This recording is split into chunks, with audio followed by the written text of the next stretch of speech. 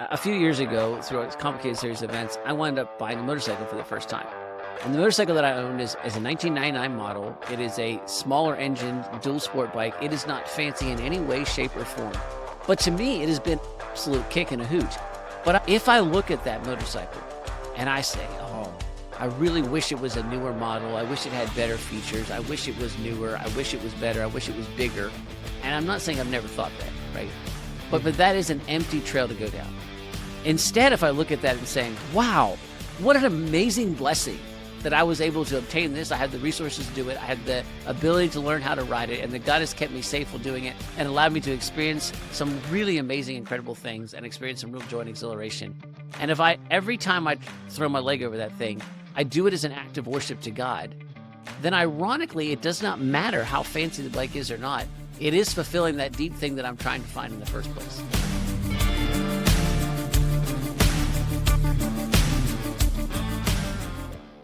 Welcome back to the Be Unbound podcast. I'm your co-host, Jonathan Brush. And I'm your co-host, David Rethemeyer.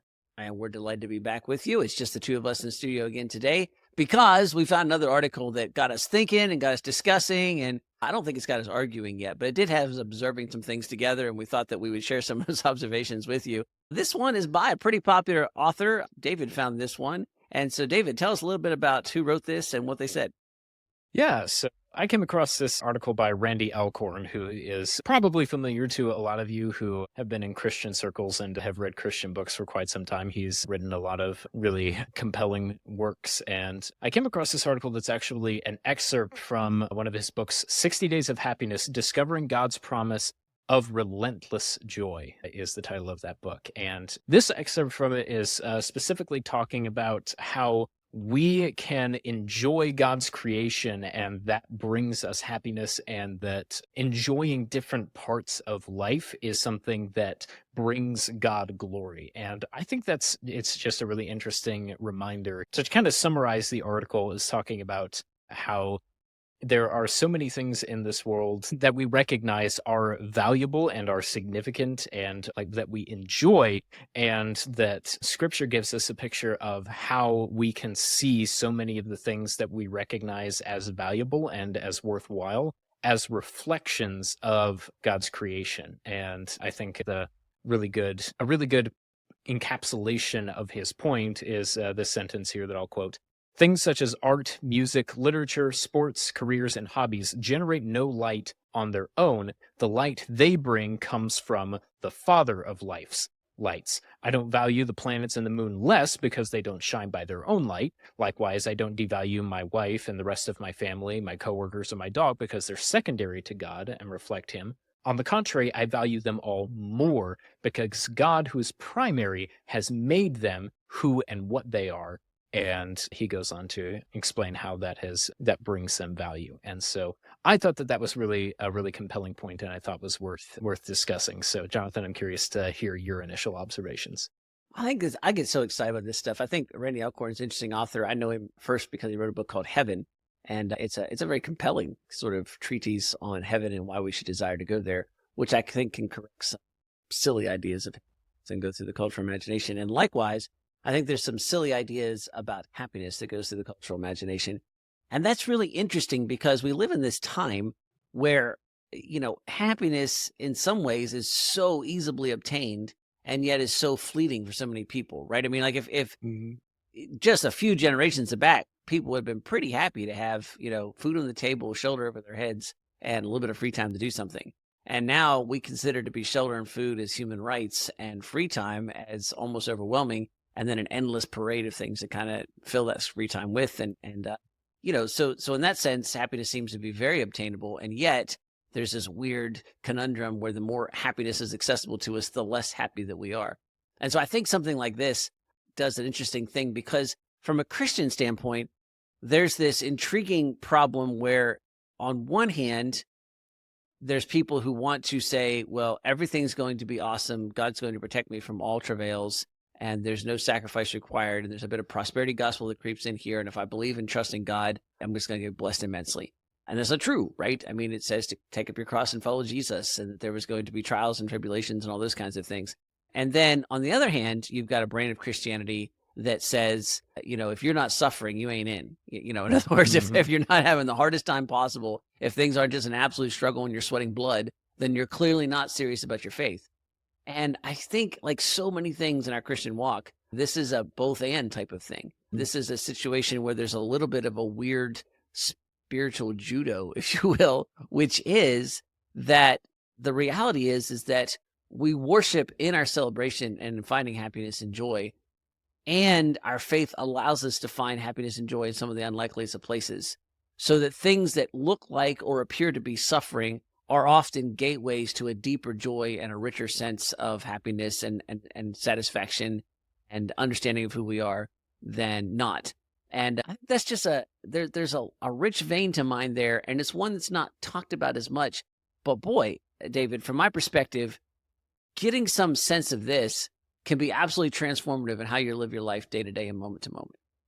Yeah, I think it's fun to think through just how God works through so many of the circumstances that we have in our day-to-day lives, and I think it really can transform the way that you approach your day-to-day life in just how you view the purpose of just each of the individual things that you have going on. And I think it's really a challenge to have a full understanding of what the purpose of happiness and of suffering is, like you were mentioning. And it's because our default, we want to be happy, we want to be comfortable. That's the thing that we strive for, just naturally speaking. But happiness is not the point of Christian living. Happiness is not counteracting Christian living. So happiness is not necessarily against what Christ has called us to do, but it's not the ultimate goal.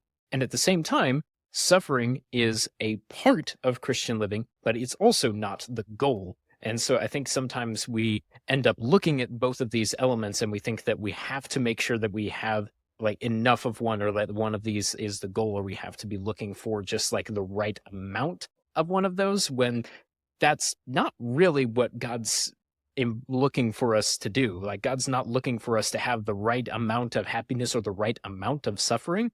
God's looking for us to build his kingdom and just to do that to the fullest extent that we can. There's going to be times where that involves more happiness. There's going to be times where that involves more suffering. And usually the two will end up intersecting in a lot of ways. There's been points in my life where I realized that I was chasing after one of the effects rather than one of the results that I should be looking towards. I was chasing not after the goal, but after what comes along with chasing after the ultimate goal. Does that make sense?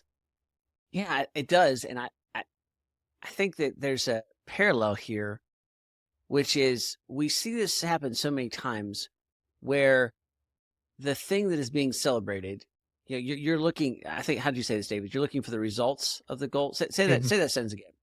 Yeah, I'm not tied to that wording per se. I think that we could workshop that and find something better. But I think looking for the things that you get along the way to the goal rather than the goal itself. So I think, but the goal itself is interesting here because I think people expect that goal to be some sort of deep satisfaction, right? Mm. And so pushing that a little bit, it's like, I think that, and I think you mentioned your own experience, David. For me, I find myself always doing this, and like when I get to, and there's some place in life, when I make this much money, when I own this house, when I have this vehicle, when I have this amount of vacation, when I do, then I will have arrived in some fashion. And it took me an embarrassingly long time to find out that I never arrived. Like the appetites just grew in some nature, in some form. And so I think people chase some of these happiness things because they're looking for some sort of deeper fulfillment. And the irony is that the more you chase it, the more the thing that you're chasing becomes an idol. And the more it becomes an idol, the more empty it becomes. And the less you get, the harder you chase. Mm-hmm. And there's just a very cruel system there that does entrap people. And so I have a friend who owns a very, very nice sports car. And he's quite obsessed with it. And he's extraordinarily talented as a mechanic and as somebody's ability to build this thing. But it's also interesting that when he drives it, he's absolutely terrified of getting it dusty, of getting it rained on, doing all these kinds of things. So it's always sort of intriguing. It feels to me from the outside as a bit of a burden for him. He can't really enjoy it because it has to be perfect. And it can't be perfect enough because there's always somebody out there who will build a slightly better one, or there's always something else that he can do. And so instead of, to me, it's the nicest restored vehicle I know of anybody. Like, I don't know anybody else who owns a nicer restored vehicle. And it's unobtainable from my perspective and the kinds of resources that I have. And so you look at that and go, that would be really cool. But it's not that for that person. He's more spent and consumed with worry of it and a constant comparison and seeing how it falls short. Now, this sounds a little bit strange, but a few years ago, through a complicated series of events, I wound up buying a motorcycle for the first time. And the motorcycle that I owned is a 1999 model. It is a smaller engine dual sport bike. It is not fancy in any way, shape, or form. It was not highly desirable as a model when it was first released. But to me, it has been an absolute kick and a hoot. But I'm not confused, and I don't hold myself up as some paradigm here, as some virtue.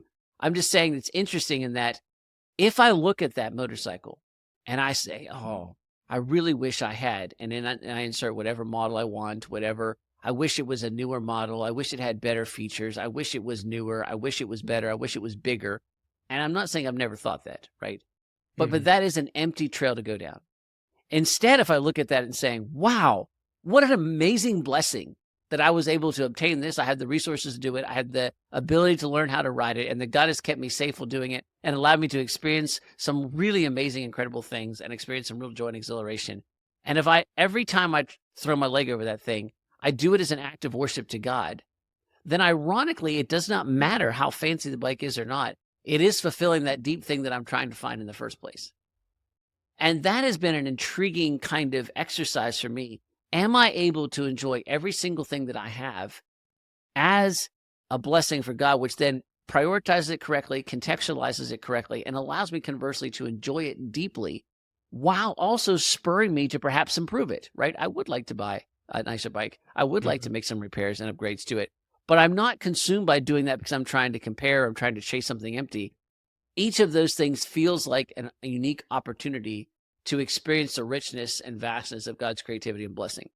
And I don't claim that I've gotten that all right, but I have been just intrigued by the whole line of thought and avenues that opens up. So it's slightly different from what you said, Dave, but a little bit of a parallel. No, yeah, I think it makes a lot of sense. And I think the point that you brought up about contextualizing the blessings is really powerful there, because I think that's where we end up getting it wrong a lot of the time, is that when we don't take the proper context.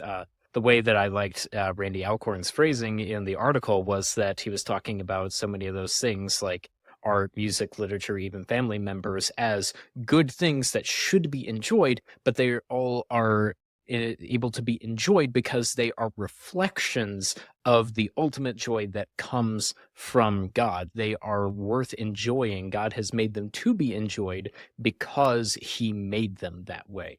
And so there's a lot of things where I think that we can end up just focusing so much on the thing itself. So in your case, you can end up focusing so much on the motorcycle itself that it's not that every time that you're like on the bike and like all throughout your ride and every time that you are thinking about riding or interacting with the bike, the only thing that you're thinking about is God. That's not necessarily what that means. I think it's easy to take it too far. I think that just means that when you are thinking about the bike, you're not so consumed about it that you're distracted from the other things that God has called you to. It's not serving as something that is detracting from God's ultimate call to your life.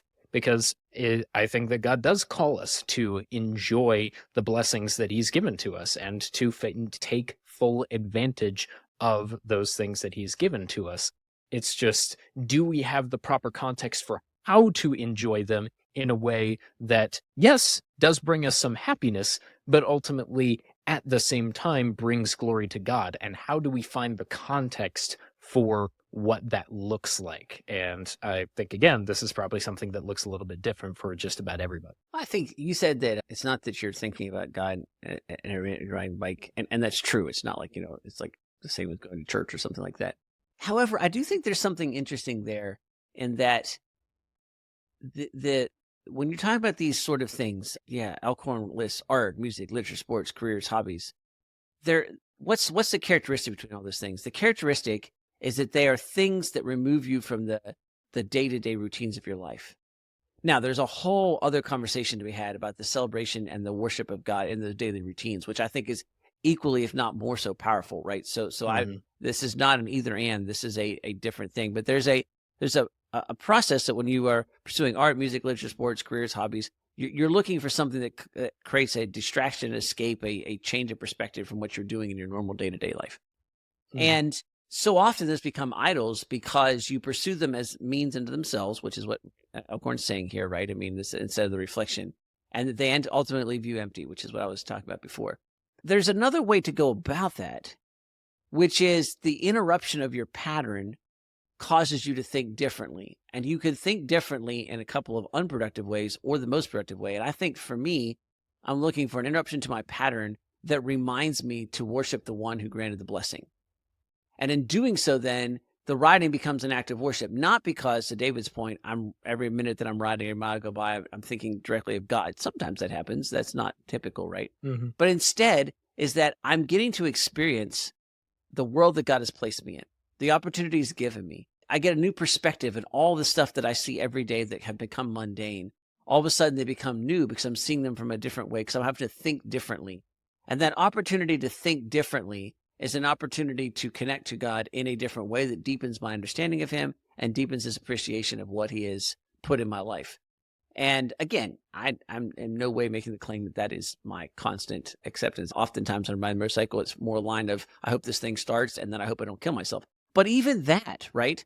The hope I don't kill myself is a powerful piece of riding a motorcycle, right? There is an awareness of my mortality and my fragileness and the necessity of God's protection that I simply do not have when I get into a car, fasten my seatbelt, and turn the key, right? There's a whole different perspective on that when I throw my leg over the motorcycle, pull the clutch in, and hit the ignition button, because there is a very clear awareness of how fragile my life is.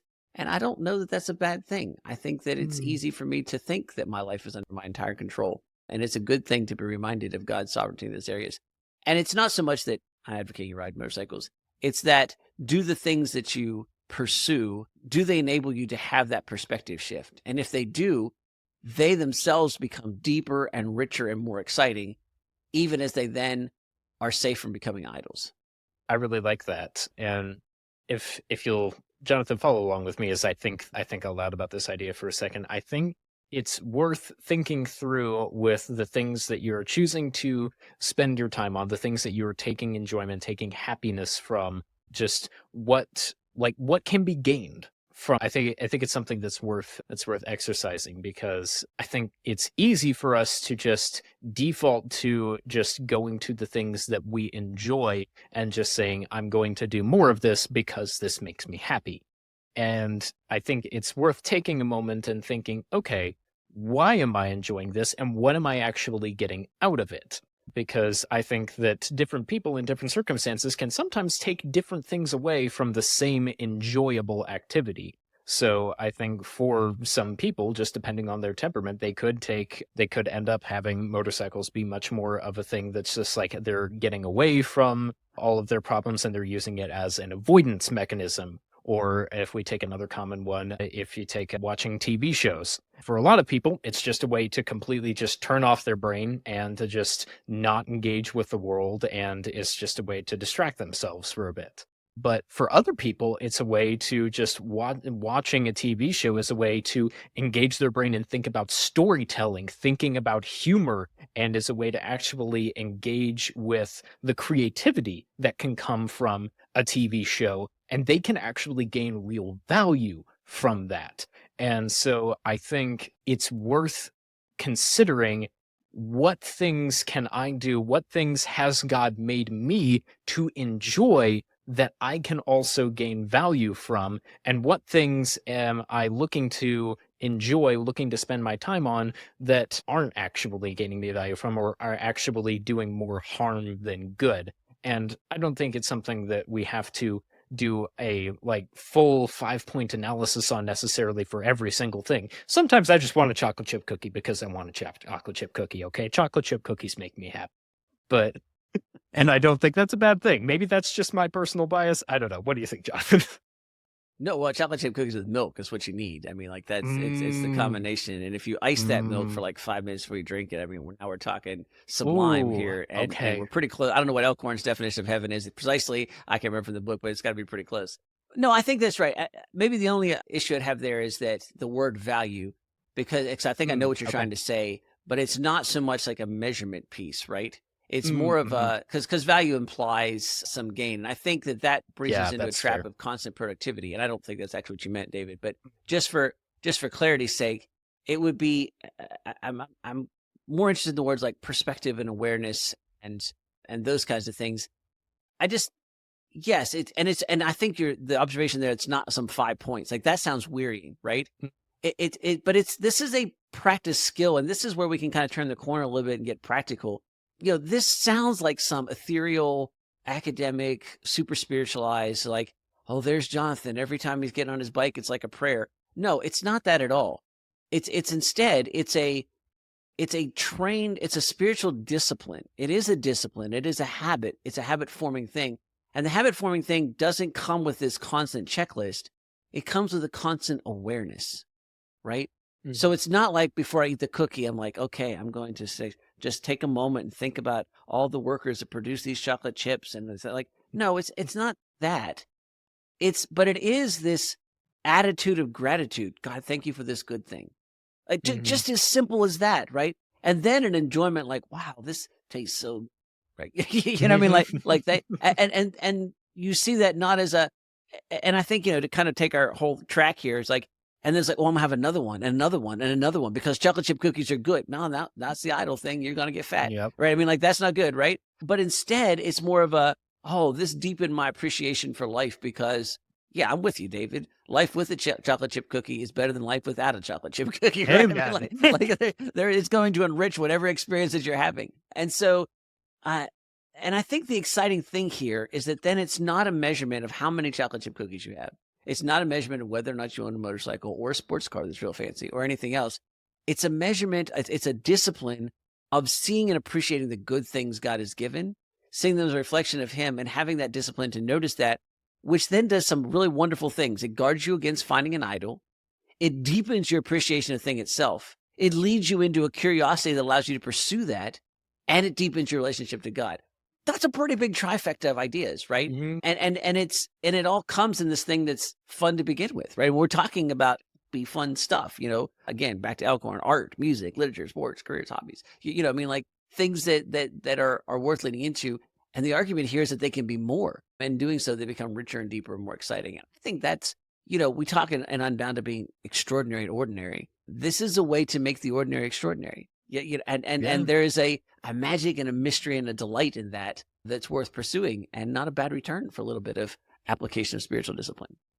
Yeah. Yeah. I think that's super, super encouraging. The fact that we can still enjoy a lot of the same things that we already enjoy, and we can get more out of it. It can be something that is not just relaxation, but is something that builds the kingdom of God. And we can do that while we are gaining happiness and enjoyment from it. And I think that's just such a freeing knowledge and a realization to have when I want to go and spend time on some of my hobbies. And I think it's just such a good practice to look at some of those things that you are doing that you do take enjoyment out of, and to just ask the question like, hey, what more can I gain out of this that I can use to glorify God? What insights can I gain from it? And I think one of the best ways to do that is to do it in context of community, which is something that we talk about a lot in Unbound. Sometimes there are things that are enjoyed in isolation, but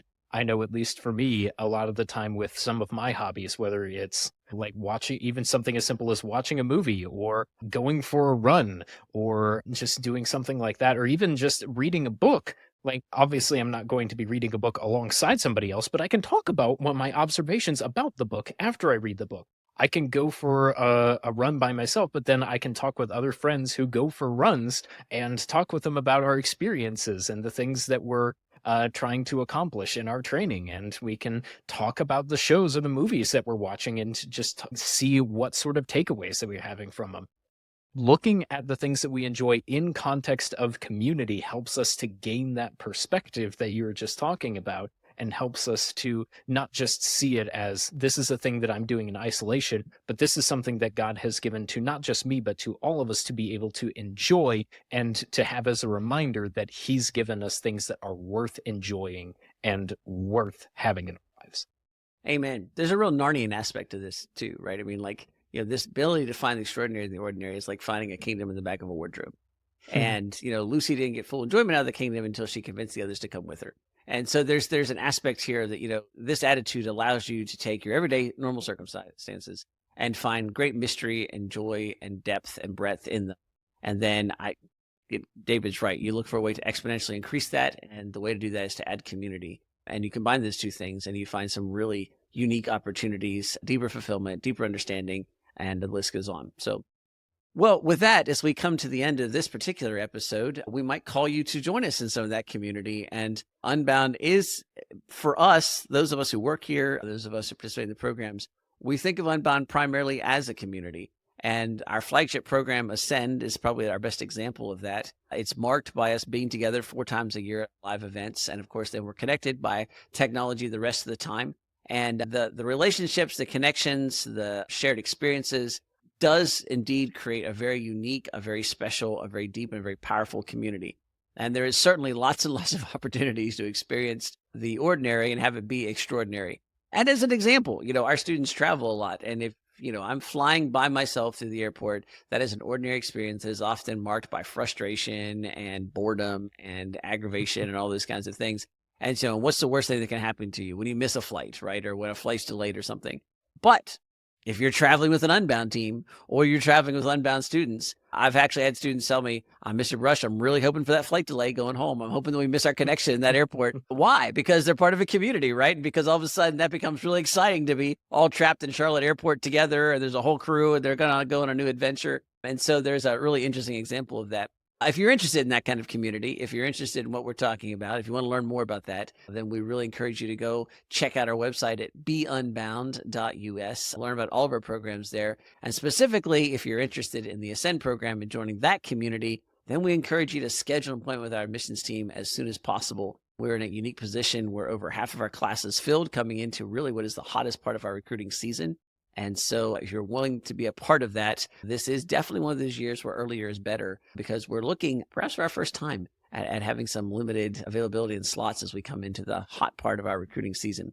And so check us out at beunbound.us. Until then, and the next time we talk, we hope that whatever hobbies, whatever things that you're pursuing, whatever diversions you're after, that this gives you some perspective and ability to look at them differently. And in doing so, they become deeper, richer, more exciting, more interesting, that you protected from idolizing them.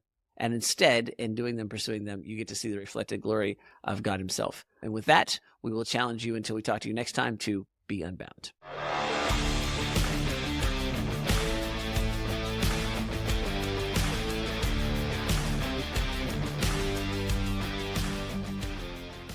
Now I just want a chocolate chip cookie. Yeah, just like as you're talking, I'm like, I got the milk, but I do not have the cookie. And I was like, I don't have anything close to. Close I got to cookie is a peanut butter cracker, a saltine with peanut butter on it. It's not the same. Nowhere close.